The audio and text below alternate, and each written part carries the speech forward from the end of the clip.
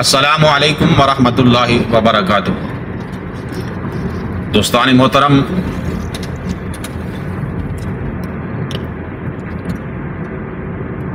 आज जुमातुल मुबारक है और आज की इन बाबरकत घड़ियों में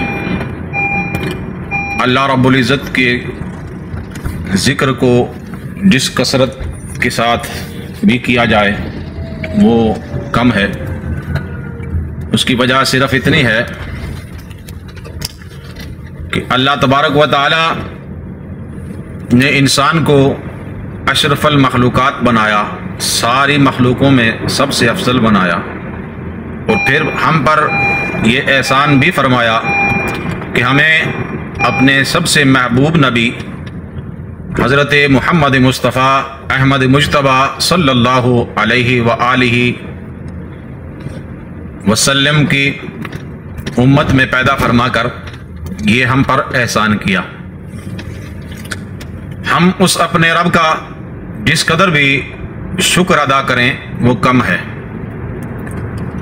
दोस्तान मोहतरम, आज जुम्मतुल मुबारक है और मैं अपने चाहने वालों से सिर्फ इतना अर्ज करूंगा कि हर कौम अपने मजहब से और अपने मजहब के लोगों से मुखलिस है,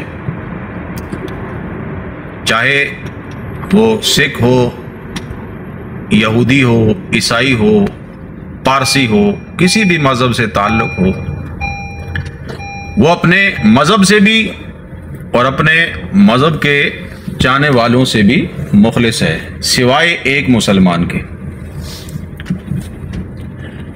ये अल्फाज मैंने सिर्फ इसलिए कहे हैं दर्द दिल के साथ कि जब भी मुसलमानों पर मुश्किल वक्त आया, मुश्किल मरहला आया, मुश्किल मकाम आया, तो मुसलमानों ने कहा कि ये फलां का मसला है, ये फलां का मसला है, ये इराक का मसला है, ये अफगानिस्तान का मसला है, ये बर्मा का मसला है, ये शाम का मसला है, ये हमारा मसला नहीं। जंग की तरफ अगर हम चले गए तो हम शायद हमारी मईशत बैठ जाएगी, हम कमज़ोर हो जाएंगे। मैं आपको बस एक मिसाल अर्ज किए देता हूं कि अमेरिका को देख लें, 200 साल से वो जंग से बाहर नहीं आया, लेकिन उसकी मईशत खराब नहीं हुई। इसराइल को देख लें, जब से मारूज़ वजूद के अंदर आया है वो तब से जंगें किए जा रहा है। और इस मुसलमानों ने जब अपने रब से और उसके रसूल सल्लल्लाहु अलैहि वसल्लम से ताल्लुक को तोड़ लिया, अपने ताल्लुक को तोड़ लिया और इस मज़हब को जो 42,000 मज़ाहिब में सबसे अफजल और आला मज़हब है, जिसे दीन अल इस्लाम कहा जाता है, इस मज़हब को सिर्फ मौलवियों से वाबस्ता कर दिया कि शायद ये मौलवियों का दीन है, शायद ये मुल्लाओं का दीन है, और हम इससे दूर होते गए। अजान हुई तब भी हमें उसका असर नहीं हुआ, हम अपने कारोबार में लगे रहे, हम अपने मामलाते दुनिया के अंदर लगे रहे, हमें फ़र्क नहीं पड़ा कि आया हमें अल्लाह रब्बुल इज़्ज़त के ज़िक्र की तरफ बुलाया जा रहा है। नमाज हो गई और हम जुमे के जुमे, वो भी बहुत कलील लोग, कसीर नहीं कहा मैंने, कलील लोग जुमे के जुमे मस्जिद में जाकर नमाज जुमा अदा कर लेते हैं और समझते हैं कि हमने सारे के सारे फ़राइज़ अदा कर दिए, हमारे सारे फ़र्ज अदा हो गए।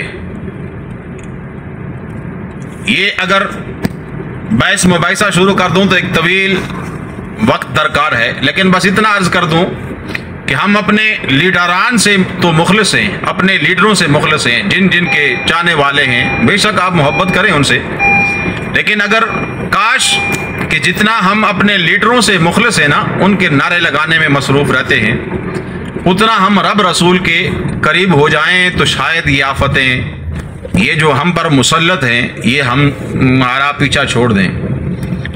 हम जिहाद की बारी आती है तब भी हमें बीमारी शुरू हो जाती है, तब भी हम फ़लसफ़े झाड़ना शुरू कर देते हैं, फतवा देने शुरू कर देते हैं। और जी इस्लाम तो अमन का मज़हब है। तो भाइयों और दोस्तों, जब तक हम अपने दीन से और अपने रब रसूल से मुखलिस नहीं हुए तब तक हमारी कामयाबी मुमकिन नहीं है।